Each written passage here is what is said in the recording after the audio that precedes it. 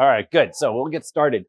The Mishnah had said, "Share karka kolshu matanoso kayemis." That one of the rules of shriv meira of this person who's commanding on his deathbed, or what he presumes to be his deathbed, is that if he leaves over any land for himself, it clearly indicates that he is not thinking that he's going to die, because why would he leave things over for himself? In which case, then the gift, even if he gets better, isn't considered a valid gift, because his gift wasn't conditional on his death, because he assumes he's not going to die.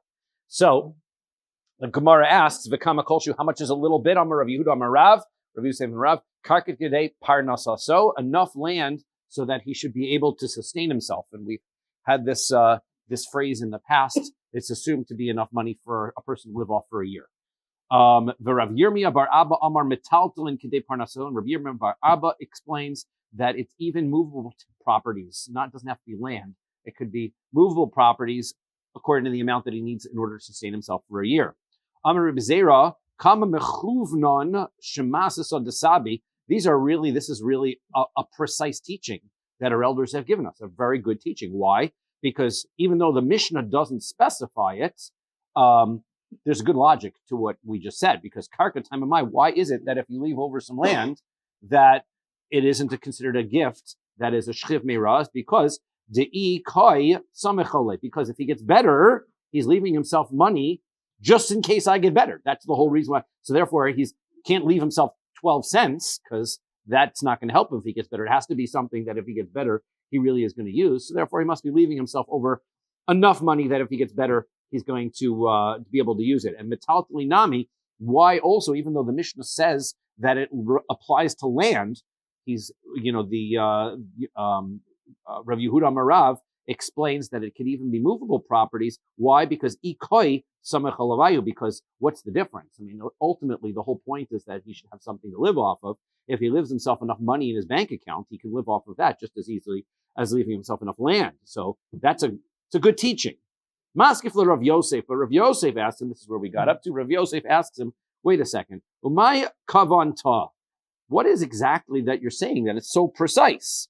Man de Amar Metalto, and the one who said that we're supposed to add movable property in Karkatznan, the Mishnah doesn't say that, right? It's okay. I understand and appreciate that you like the teaching on a Svara level, on a logical level, but on a actual reading the text level, it doesn't fit. Man de Amar Kedei Parnasaso, and according to the opinion that you said that it's going to have to be a significant enough money, the amount of money that it's going to cause him to be able to live on for a year, Kol Shutzanan, the Mishnah doesn't say that either. The Mishnah says any small amount. Okay, so that's a good question.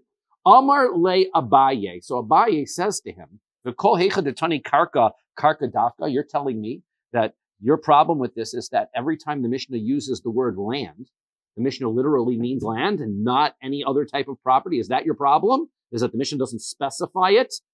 V'hatnan. Now he's going to say, Abaye is going to say, "I'll bring you a different Mishnah. I'll show you in another Mishnah where it uses the word land and it doesn't really mean land. Therefore, if that's true, then there's nothing wrong with this teaching here where land doesn't really mean land." That's what Abaye's point is. Hakosef kol nechasev la'avdo. Let's say somebody writes all of his possessions to his slave. He's going to die and he says to his slave, "I hereby transfer all of my property over to the slave." So the problem with a slave is that he can't own anything. We're talking about an Eved Kanani, a non-Jewish slave. We're going to see that when we get to Kedushin, which is about 4.5, 5 years from now. So we'll see when we get there that we'll understand that the rules of a Eved Ivri, a Jewish slave, are very different, because the distinction between the two is that while somebody who owns an Eved Ivri owns the work that the Eved Ivri does, he doesn't actually own the Eved Ivri himself. And so the Eved Ivri it's not the same category. But in Eved Kanani, there's an actual ownership of the person as an Eved, as a servant. So an Eved Kanani cannot own anything. Anything that the Eved Kanani becomes an owner of automatically transfers to the owner. Right? Yeah. So therefore it goes automatically to the owner. So here's what this guy decides to do. If he gives over everything to his slave, so then Yotza ben Chorim, then the slave is considered free. Why? Because that sounds like what you're doing is you're giving the slave himself. right? And that is how you free a slave. You say to a slave, you write a contract and say, hereby you are now your own owner and you are free.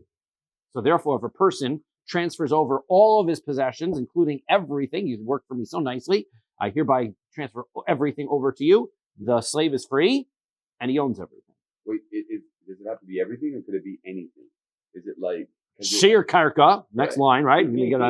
Sheer karka kolshu. If he leaves over anything, not he doesn't give everything, he leaves over anything, lo yotza ben chorin, then he's not free. Now, why land and why if he leaves over anything? The answer is because the psukim in the Torah compare an eved to land. And therefore, halachically speaking, and this is a topic that's a little bit broader than today's daf, but halachically speaking, an eved is, by halachic standards, land. Okay? So therefore, since he's considered to be land, if an owner says, I leave over everything minus a bit of land, so then it could be the slave himself that he's leaving over. Well, now you have a technical problem. If the slave isn't acquiring himself, meaning he's not free, then you could transfer all day long everything you want to him. It goes right back to the owner. So therefore, if he doesn't give the slave his own ownership, then nothing gets transferred to him. Right? And that's the point here. So if he transfers over, if he leaves over any bit of land, then the slave is not free, and hence the whole transfer is not valid. Rabbi Shimon says, Liolam hu ben chorin ad sheyomar kol nichsai nisunim leploni avdi. Really, he's free. He's free. It doesn't have to be specified that he uses the word land. He just has to use the word. He has to say, until he says, I'm giving over all of my possessions are given to so-and-so my slave, chutz me echad me ribo shebahen, except for 1/10,000th of them, meaning a very small percentage, I'm going to leave aside. Now, he doesn't specify land. One of the, try to figure out exactly what the point of the argument here is. It sounds like the issue is whether people in general always refer to their slaves as land, or whether just my property is sufficient, right? Because we're going to see that this concept, a little bit in today's daf, the concept of a slave being land is a technical halachic concept from the Torah, but when people in practice are actually talking about their slaves, they don't necessarily consider it land per se, because it's very different than land. Land doesn't move. Land is a piece of property. A servant walks around. He does things. He has his mind of his own. Maybe land doesn't die. There's a lot of differences. So therefore, in what practical, when people refer to their slave, would they exclude him by saying my land, or they exclude him even by saying any part of my property? If I leave over any part of my property, so if he leaves over any piece of his property, then the slave is not free. Maybe someone doesn't own land. Who has a slave? If he doesn't own land, could he make a ben-koirin out of his eved? Maybe that's why the terminology. The freeing of the slave is not dependent on freeing other land or giving over other land. Right. It's just a question of what words he would use to describe the slave that he's freeing or that he's not freeing. Right? He's saying, I would give over everything but a little piece of land. Well, is that the slave? Or do I say I give over everything in my possessions except for a little bit of my possessions? Right. That might be the slave. So that's the issue. No, that's why I'm wondering. Right. That's why they didn't. So maybe that's why he might not use the land. That's a fair point. I think it's a machlokas is the point though, right? So it would be the same case, but they have a difference of viewpoints. V'amar Rav Dimi bar Yosef, Rav Dimi bar Yosef says, Amar Rabbi Elazar, in the name of Rabbi Elazar, Asu metaltalin shiur etzel eved. He says, you want to know, I'm going to point something out, that when it comes, according to him, he says, when it comes to leaving out of your will to this eved, if you leave out a little bit of non-land properties, let's say he leaves out his pots and pans, right? Metaltalin, movable items. So then by a slave, he says that, we said, is actually, if he leaves out any metaltalin, he says, I'm going to leave out some other movable property, he might be referring to a slave. That's what Rav Yosef says, that Rav Dimi bar Yosef says. Velo asu metaltalin shiur etzel ksuba, but that is not the case when it comes to ksuba. And this is a good thing to understand quickly here, because we're going to discuss it again in a moment. And this was discussed a few other places in the Gemara recently and in Maseches Ksubas. A ksuba that is handed over to a wife, the whole concept of it is, we don't want to make divorce so simple for a man, right? he's going to say, I don't like my wife, I'll divorce my wife and walk away.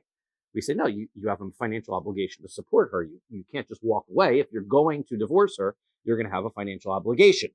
That financial obligation is secured in a contract called the ksuba. The ksuba is collectible from real property meaning land and things that are attached to the land, things that are not going anywhere.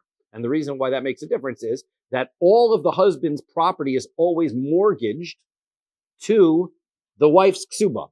He can't sell off all of his possessions and then say, I guess I have nothing to give you. I'm sorry, you don't have a ksuba because I have nothing left to be able to give you. Sorry, even if you sold off all the possessions, the wife is always able to go to people that he sold land to and get it back from them.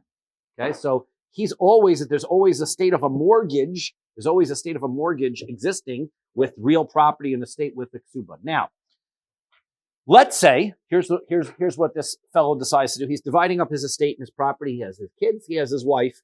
So what he wants to do is he wants to be able to give a portion of his estate to his wife and the rest of it to his kids.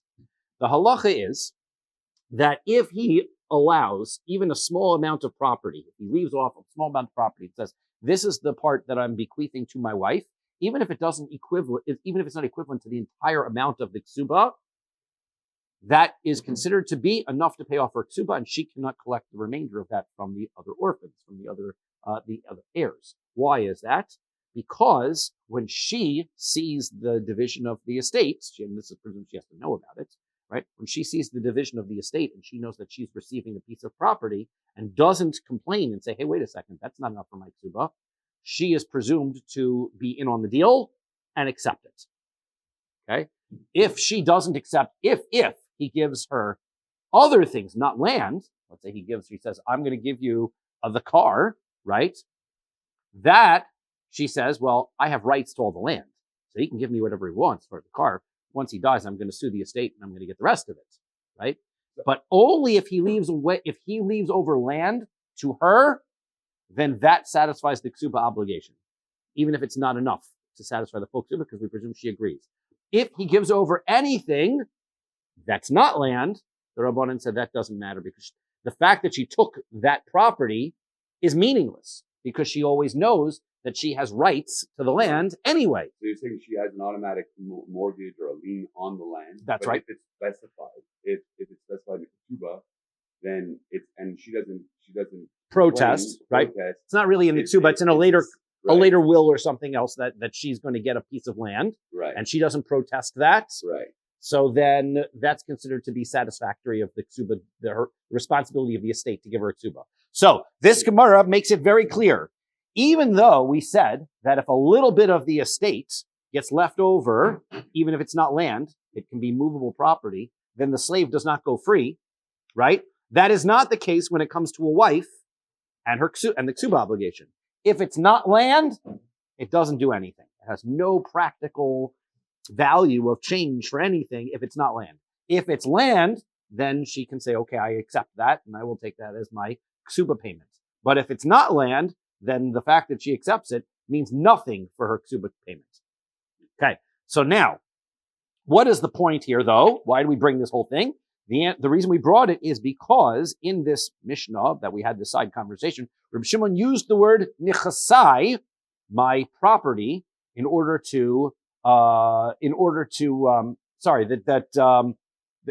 the word nichasai to refer to land as property, and therefore, what was your point? Your point was, or karka, that even though we use the word land, like an evet is land, it could be karka, it could be nichsai, it could be metaltalin. All of those are really interchangeable. In the Mishnah, when it uses the phrase land, it doesn't necessarily mean that it has to be land, which was Abayi's whole point. Your concern with Rav's statement, Rav Yossi was telling Rav Yosef, your concern with the statement was that it doesn't go along with the Mishnah well, because the Mishnah uses the word land.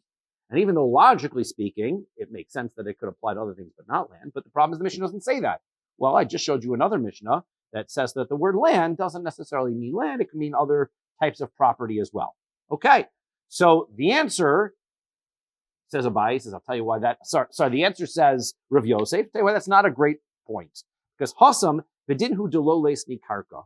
Really, the word land is unnecessary in that whole phrase, in that conversation. Va'idi ditana reisha, Rabbi Akiva Merkarka Kolshu Chayeves Bepeo Bebikurim Velichtov Alehem Pruzbol. It's just that if you go back in the previous mission, the mission that was right before this, it's talking about land, right? And there's a whole conversation about some rules that apply to land. A few things that Rabbi Akiva says. The smallest amount of land that you own, you have to take off a corner and give it to the poor. Okay, that's a rule of Peah. Doesn't matter what the size of the land is, the smallest amount. Uba Bikurim, also any fruits that grow, the first fruits go to the Beis HaMikdash. And also V'lichtov Aleim Pruzbol, there is a challenge that we have, an economic challenge, in that every 7 years Shemitah comes and cancels all our debts.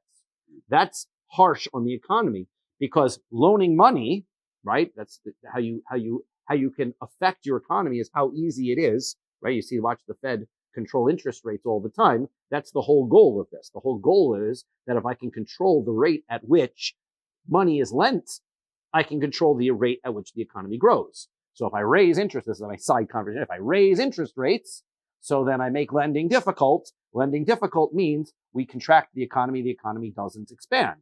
But if I lower interest rates, it's easy to borrow money. People borrow money, expand their businesses, and things explode, and we get a faster economy. That's the idea of controlling interest rates. Well, same thing. The rabbis had a problem that you'd get to the 7th year and all of the loans would be canceled.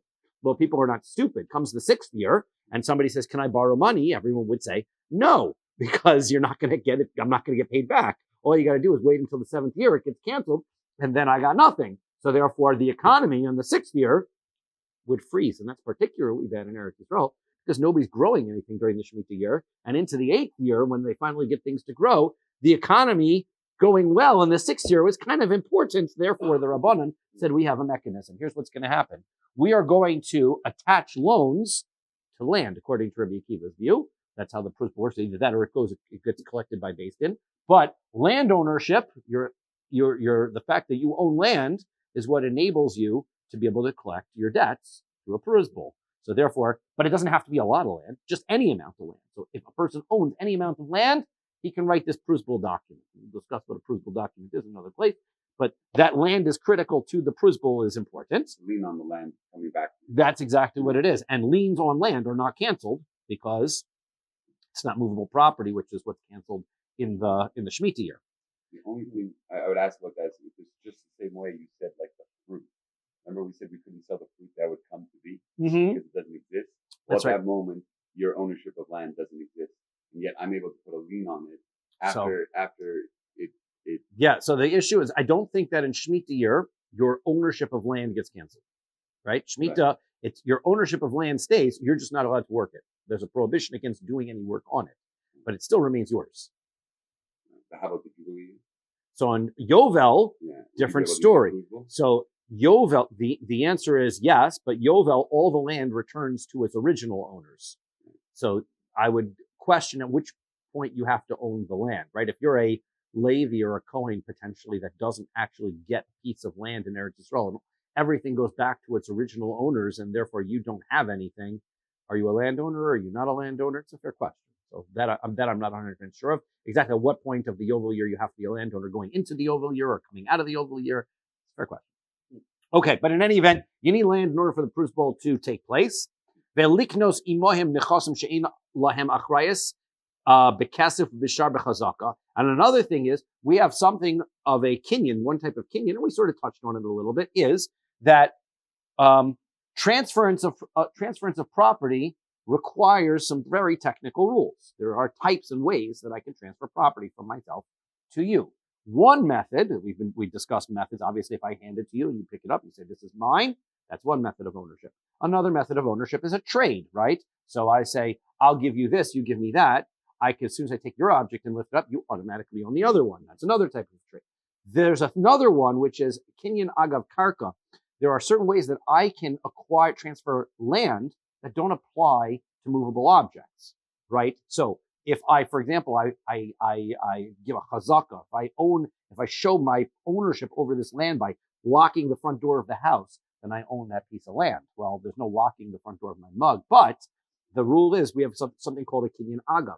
If I transfer land of any amount, doesn't have to be a significant amount. If I transfer land to you, then I can also transfer movable items at the same time. discussion in the Rishonim whether those movable items have to be present on the land at the time of the acquisition, or whether it doesn't work that way, even if the items are not on the land. Presumably, that we're going to say that it doesn't, even if the items are not on the land, right? Once I transfer over something which is karka, I can transfer over the movable items as well. Okay, so now, once that part of the Mishnah was already discussing land, Mishum Hachi Ketani Karka. That's why the Mishnah started off in talking about land. But really, this halacha about slaves has nothing to do with land. And so therefore, that you consider the slave a piece of land, or whether he's another movable item or he's another object, and it uses the word land, doesn't prove that the word land in Mishnayos doesn't mean other types of property. Usually land means land. Just in this Mishnah, this one Mishnah that you showed me as an example, that's the Mishnah that's out of the ordinary, and it's unusual. Therefore, our Mishnah, which we presume to be normal and usual, when it says land by a shchiv meira, it really means land. V'chol heicha detani. Now I'm going to criticize your other point. You said that the word kol shehu could actually mean, kol shehu means the smallest amount. You think that the Mishnah, when it uses the phrase kol shehu, a little small amount, actually means enough for you to live on for a year, which isn't that small an amount, and it's also a pretty precise amount. So that's not usually the sense in which Mishnah is using. That was the criticism. He said, what are you talking about? I can show you another Mishnah where it does use it that way. The kol heicha diktani kol shehu leis shiura. You're going to tell me that you're upset because when the Mishnah uses the word kol shehu, the smallest amount, it means that there's really no designated amount. So literally, the smallest amount is what is sufficient. But I'll show you a Mishnah where the word kol shehu means a very specified amount. Rabbi Dosa ben Hirkanes Omer. Rabbi Dosa ben Hirkanes says that there's 24 types of presents that Kahal Yisrael, that Jewish people, have to give to a Kohen. Right? A Kohen doesn't own land. Leviim don't own land either, but they have a job that they have to go to the Beis HaMikdash a couple of times a year in order to be able to serve. What do they do the rest of the time?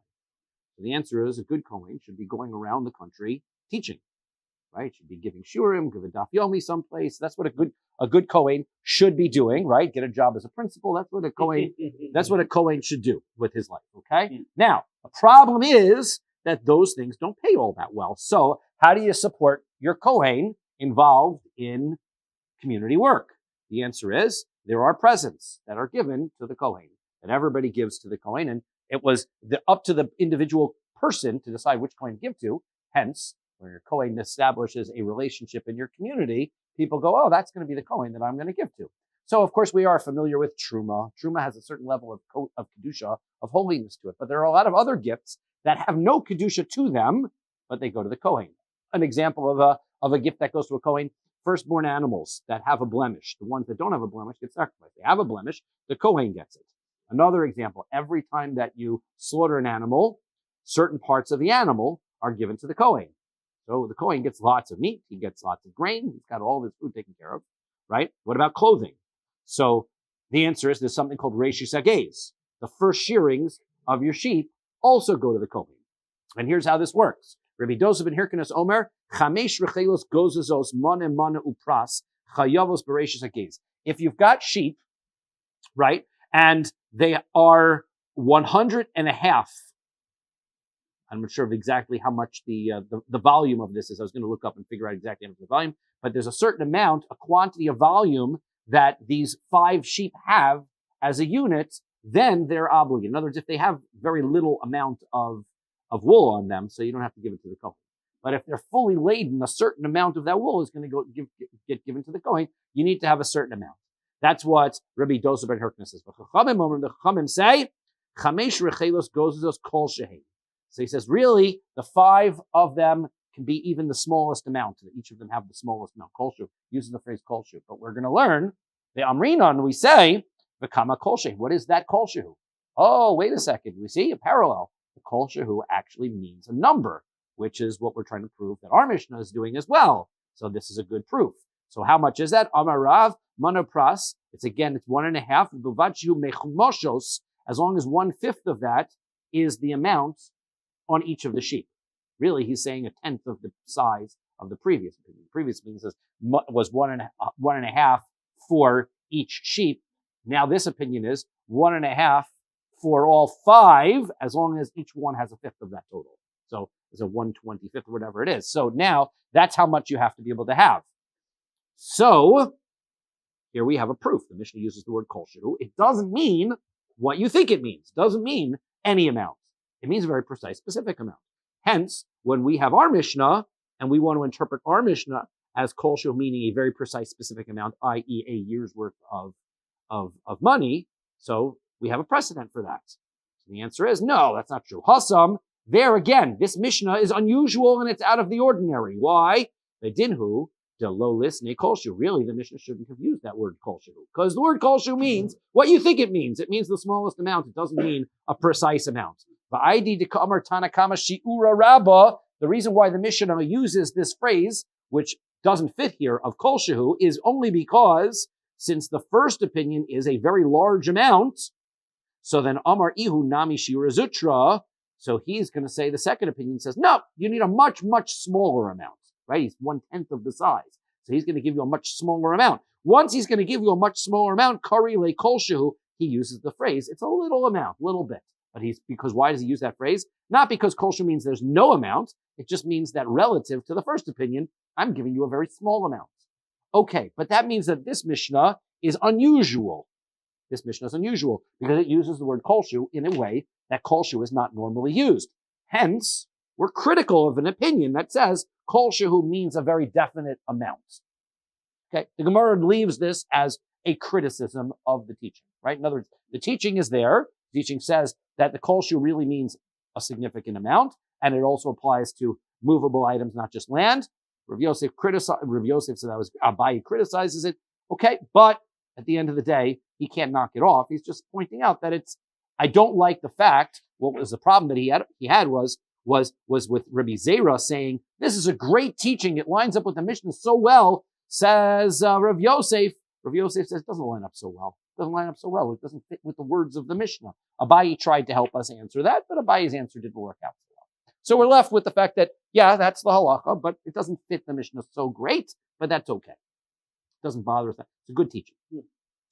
Okay, now, Pshita, it is obvious that Omar Metaltali Leplanya, Kol Mani Tashmishtei, Kani Lebar Mechiti Usaari. Let's say a person says a certain now again, we're back into this concept of umdana, trying to figure out what a person intends with the phrase that he says. And that's what's really tricky about these Gemaras, right? The tricky thing here is that there's a phrase that a person says, and we don't talk like Babylonians did. So therefore, to be able to understand what is intended in their phrases, really you'd have to understand what it is that they talked and what was included in the types of things that they said, right? If a person says something like, I'm going to leave my car, does he include his van or his pickup truck, or is he excluding, or when he says a car, it includes all of his vehicles? That would be more modern versions of what we're talking about. So that kind of makes some sense, right? But here it's a little bit trickier. But the Gemara is also trying to figure out what they intend to include or what they don't intend to include. So quickly running through, if a person says, all of mani tashmishtei, all of my usable utensils, so clearly he's excluding any wheat and barley he has in his house. Wheat and barley are not usable utensils. That's food, right? So therefore that wouldn't be included. Kol metal tuli lapanya, if he says all of my movable items go to so-and-so, afilu chiti yisari, then he's giving away all of his wheat and his barley. Va'afilu reichayim hal yona. And not only that, but we are going to include the upper part of a mill. I don't know if you understand what an ancient mill looks like, but it looks like this. There was a bottom piece, which was a big stone, round stone, and very heavy, very difficult to move. Okay. What you would have then is you'd have a smaller stone on top. That was the stone that then they would turn, and then they would get the grain in between the two stones, and that's how the grinding mechanism worked. The top stone wasn't, there you got a picture? There you go. So the top stone, there you go. That's exactly what it is. The top stone is a little bit movable, right?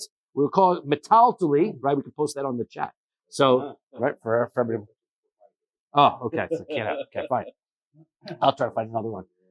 So, I might have a picture of one because I went to there's a location in Eretz Yisrael up by Tiberia area, which you can't go now because of the rockets, but Hashem, when there's things settle down and you make a trip to Eretz Yisrael, there's a city which they leave like it looked during the times of the Mishnah era, and it's like you go to like old, I don't know if you have it in Canada, but in the United States they have places like Old Town Williamsburg or places like that. Pioneer Pioneer Village. You get to people like it. So they've got a Pioneer Village. Only the people are doing everything like the times of the Mishnah. I'm going to tell you that it doesn't look so different from the times of the Mishnah all the way up to the 1800s. It's pretty amazing. But so they have like these stones and things that show you how everything works.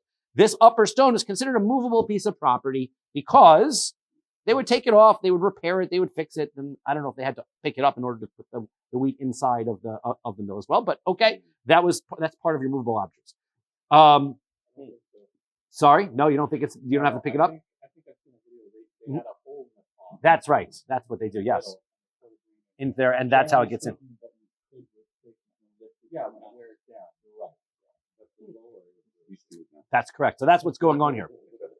So therefore, if he says, Kol metaltli upon you, all of my movable objects go to so-and-so, it includes the wheat, it includes the barley, and even the upper part of that millstone, right? But the exception is lebar merachai tachtona. It doesn't include the bottom wheel because that's more fixed. But if he says, Kol de metaltel, anything that can be moved, so then afilu rechai tachtona, then it does include the bottom stone as well, because even though that's not generally moved, I guess if you really need repairs or you needed to do some kind of major maintenance, you theoretically could move it. So therefore, right? Iboilu. So now we ask the question. Avda kemakarka o kemetaltel udam. Are we going to consider a slave like land, or are we going to consider a slave like a movable object? Because after all, we have some characteristics of both. Now, we did say that the Torah considers it like land, but that's not really the relevant issue. The question is, what do human beings think and how do they talk? Because that's what's going to be relevant in the conversation here. How are we considering this? So, Amar le Rav Acha brei de Rav Avya le Rav Ashi. So Rav Acha, the son of Rav Avya, said to Rav Ashi, Tashma, come and listen from here.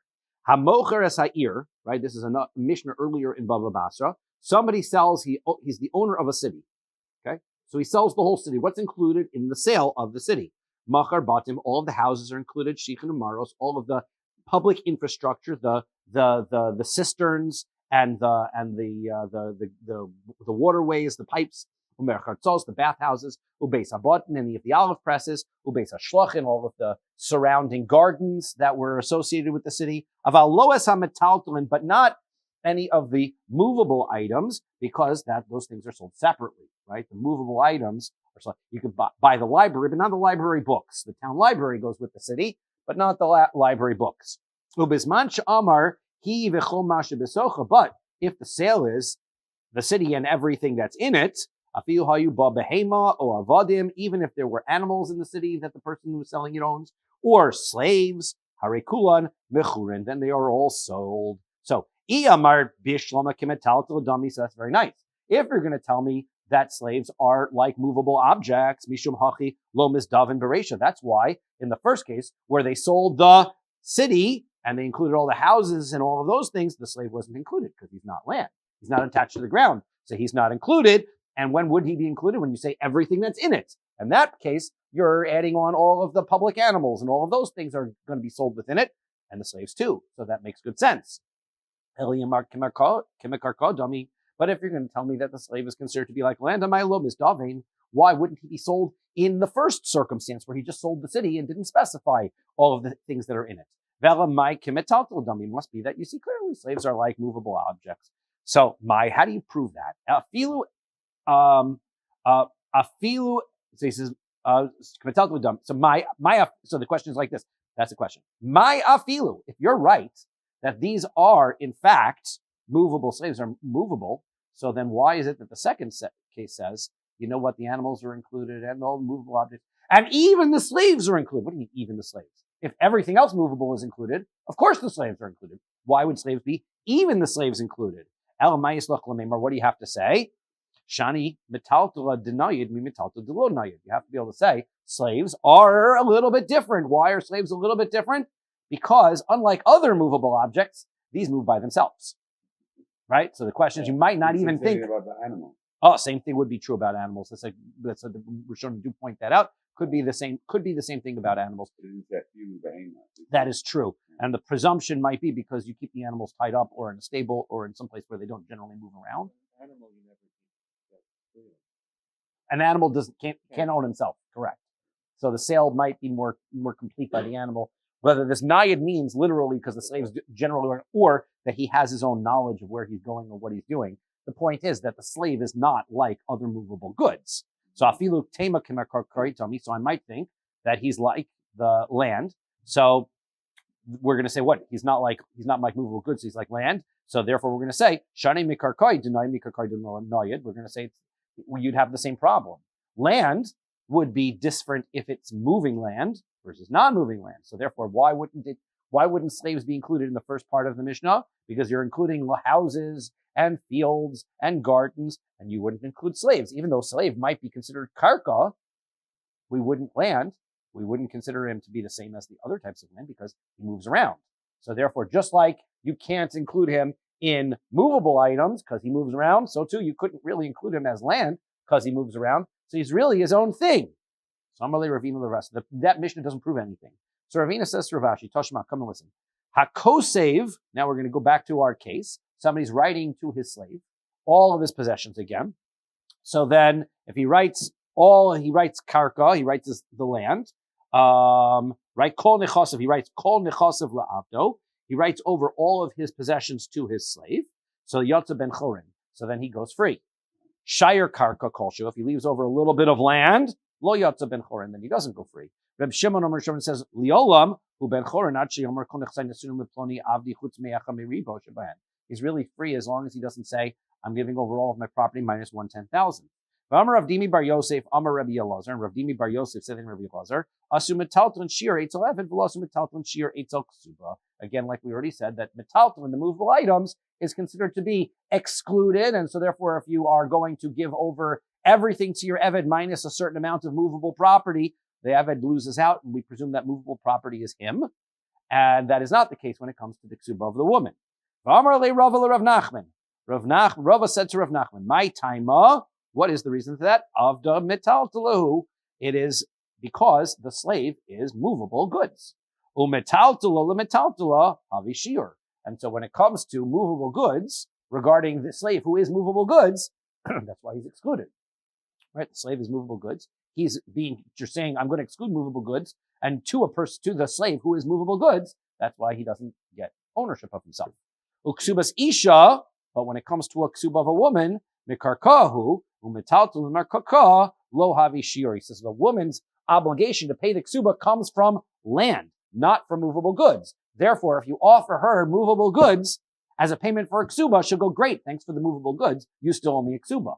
And therefore, it's irrelevant that she gets movable goods, so therefore that's why it's not considered to be a payment towards her ksuba. So, he says, there's a good explanation, a good proof as to why it is that we prove that a eved is considered to be a movable good, because that's the whole thing here, right? I'm saying, giving you everything minus movable goods of a certain quantity, and so the answer is because the slave himself might be those movable goods that you're leaving out. Wait. Sorry? Kasuba is not. It's a document. It's just a piece of paper. No, but isn't payment made in Now it is. Oh. Nowadays. Okay. So it's a good point, because a ksuba nowadays, after the times of the Gemara, in the times of the Gemara, ksuba is always land, and then during the times of the Geonim, everything flipped over, and it all got turned over into money. The main economic, and it could have to do with the fact that Jews were in trouble in lots of Europe in that they couldn't own land. So therefore, they changed a lot of the currency and things. But that is the case nowadays. I just have a Yes. question. Is that only land, or is that like if you talk about? So if he wrote everything, right? First he says everything, right? That's everything. That's correct. So I'm assuming if he said every movable object, it wouldn't apply either, because at that point, slave could be considered carcass. It could be considered land. So that's why he has to say everything. Well, it sounds like a slave. The slave could be anything, right? He could be land. He could be a movable object. That's correct. So that's why it has to say everything. So he has to, the only way to get him out, that's correct. If he puts anything. So now he says, no, I'm going to tell you why. Really, the slave is land. But I'm going to tell you why if you write this contract and say, I'm giving the slave everything minus a little piece of movable items, why is the slave not go free? It's a different technical problem. In order for a slave to go free, there's a requirement of what's called a krus get, like with a divorce. If a man divorces his wife and says, we're divorced except on Sundays, we're still married on Sundays, right? That contract is meaningless. That divorce is meaningless because the Torah tells us that a divorce contract is a get krisus. It is a document of cessation, meaning it has to sever all relationship between the husband and wife. If the husband says, we'll be divorced, but you still have to send me payments every Tuesday, right? Not good. That document can't create a continuing relationship between the husband and wife. It has to be a complete separation. Same thing, the halachos of freeing slaves and divorce come from each other. When a person separates and frees his slave, so then what he's basically telling the slave, he says, our relationship is 100% severed. You're free to go. This document has a problem though, because this document says you're 100% free to go, except I'm going to keep, $20 worth of whatever I have in my possession. The same document that proves the owner has rights to this small amount of goods is the document that's freeing the slave. That means that this document isn't only a document creating a separation between the slave and the master. This is also a document that creates rights for the owner based on that separation, right? We're separated and I maintain this. Once the document does more than separate that relationship between the slave and the master, that document is no good. That's a technicality in the document. The document must be a separation document and nothing more. It cannot have any other piece to it that creates any kind of connection between the property and the original owner. But isn't that a separate, like if you divide land in half and I say this is yours, this is mine, right? Why is that not considered a separation document? Well, you could do that in a regular contract. Right. I can sell in one document. I can sell it. I'm going to give you this and you this. I mean, that's great. Divorce too, like you split, but I can't do it in a divorce document and I can't do it in a free the slave document. A free the slave document needs this technical aspect that's it. There's nothing other than the split that's here in this document. Why? Because the Torah, why it's exeris, we call exeris hakafet. It is the words in the Torah. The Torah says, "V'nosam la get krisus." This is a separation, a document of separation. This document has no other purpose other than that separation. The divorce document should really take all of that. Right, she takes that's the whole thing. The divorce and the ksuba are two separate contracts. Right? Your divorce document and ksuba are not the same. Also should take the portion of the ksuba, that's right. The ksuba says in the event that we get divorced, I'll take some money, right? But the divorce document doesn't say anything other than you guys are separated. Period. That's the divorce document. Oh, it doesn't. You're saying it doesn't specify. Not in the get.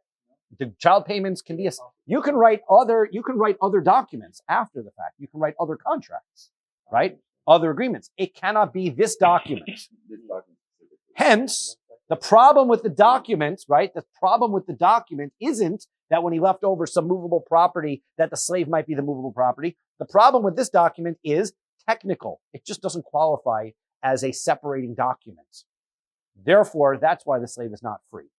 But it doesn't really answer our question about whether a slave is called metaltalin or karka, right? And we actually have this argument back and forth many places in Gemara about what is it that the slave is considered, right? We're going to see that there are rulings in many ways that a slave can be acquired or transferred as property only in the ways that he's transferred as far as land. And there's an inheritance prospect about a slave that works in the same way as land does. But there are ways that he's not.